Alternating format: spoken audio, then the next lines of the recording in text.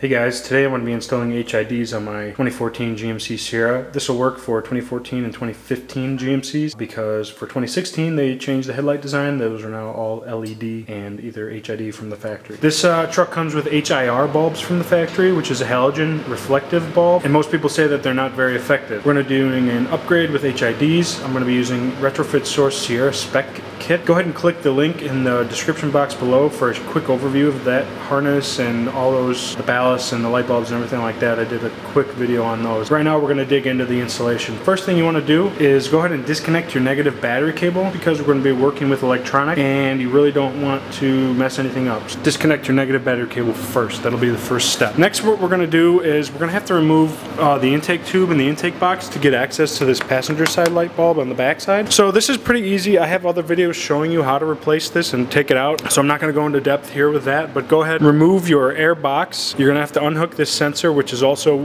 why I want you to disconnect your battery cable, because if you pull this out with the battery connected, you'll end up getting an engine code. Then you're going to remove this tube, and then we're also going to remove this cover here. That'll give us some more access to hide our wires and give us a good place to put our ballast and things like that. Next, what I'm going to do is I'm going to take off all these push pins. There's 12 of them. It might take some time removing these, but I'm just going to go ahead and do that now.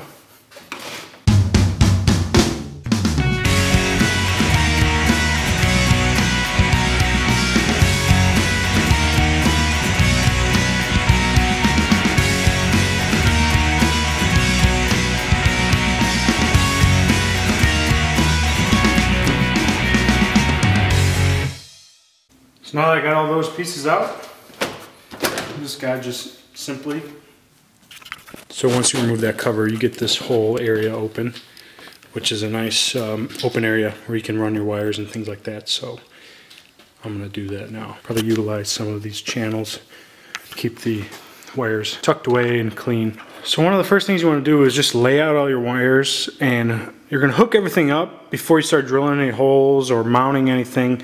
You just want to test everything. You want to test your wire harness, you want to test your ballast, you want to test your bulbs. You want to make sure everything works before you start tearing stuff apart. I'm just going to show you on the back side of the headlights what it looks like with the cover removed.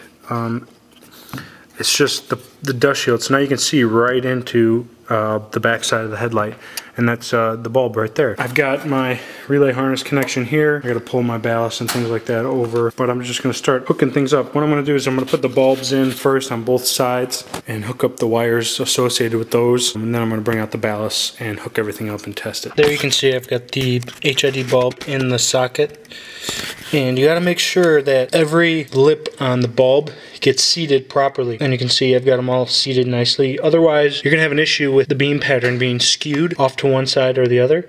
So make sure, you take the time to make sure that thing gets seated properly, then you should be alright. So I've got everything kind of loosened up. I wanted to show you this. This is the ballast. There's a 3-prong connector and then there's a 2-prong connector. The 3-prong connector comes from your igniters. This guy here, you can see he's got 3 holes. So he goes in just like that. And then the 2-prong connector comes from the relay harness, which is labeled ballast. That's how that all hooks up on.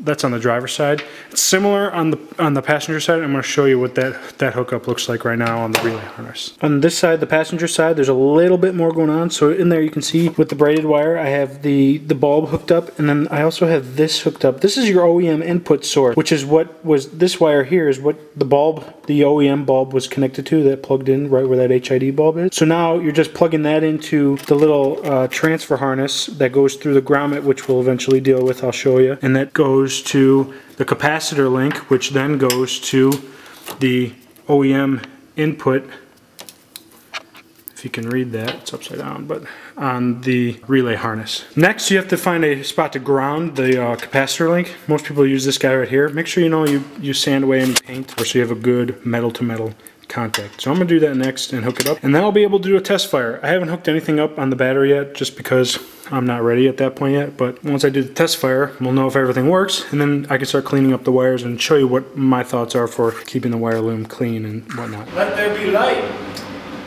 So as you can see, got them working. This is just a test fire, so I got driver's side working, passenger side is working. So now I can go ahead and tidy up the wires, and I'll show you what I'm going to do with routing all this stuff so it looks nice and easily accessible. Now before we can go any further, we need to do a little bit of modification to these dust covers for the headlights. In order to get the wires to pass through, you just need to drill a little hole on your dust cover, and these can be replaced. So if you ever want to, go back to stock or whatever, this is like a $5 part for the pair of them or something like that.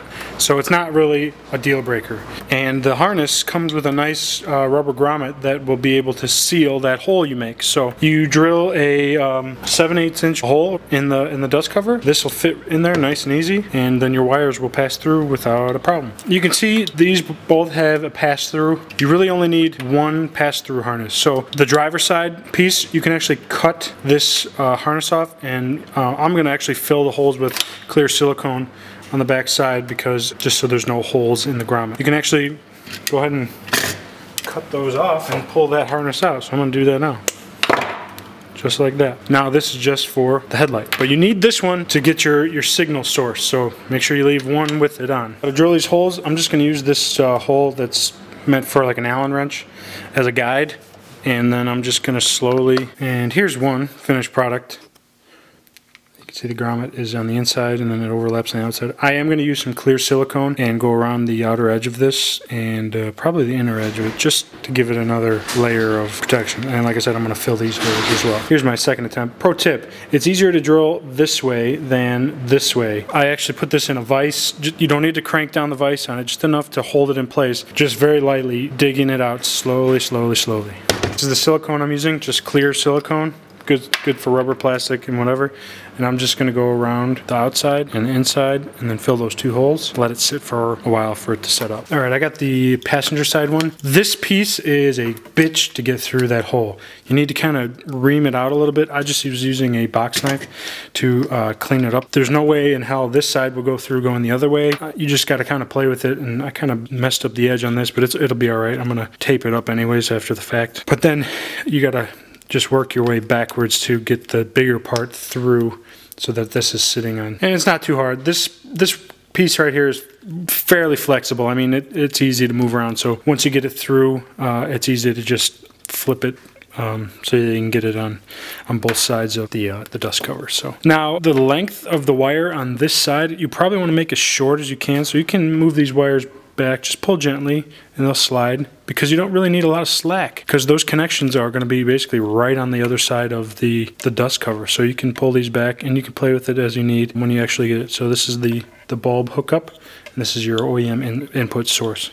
So then you get all this extra wire for whatever you need when you're attaching. So I'm gonna silicone this and we'll be done. All right, so I got everything tidied up, and I have pretty much everything mounted underneath where the shroud is. So it'll be a nice dry area. It keeps everything out of sight. The really only thing you're gonna see is a couple of wires. This is the wires going to the positive and negative battery, which are all tidied up now. This is my ground. And then on the back side of the headlights, you can see the wires coming out. You really can't get away from that. You just gotta really play with how you like mounting your wires. You can make some interesting choices. There's all sorts of routes you can go. I fiddled with it for a while before I found the exact right way I wanted it. There's my passenger side ballast. I basically just 3M'd it to a little shroud that's here. It's just a back side of the grill opening, basically. There's nothing really on the other side. So I cleaned it off really good with alcohol wipes, and then I used some really tough 3M Scotch tape, double-sided foam that's like heavy-duty style, so those aren't gonna move. Same with these. I put a piece on either side and mounted it down, so I mean, these aren't going anywhere. Now for my wiring to the driver's side, it's all this channel, and you can see the wire going. And then there's my driver's side ballast, mounted the same exact way. Just make sure you clean this area off. It gets a little dusty from driving. Should be all right for these purposes. This will be covered with the shroud, and everything goes underneath this cross member, and there you go. Wires, yeah.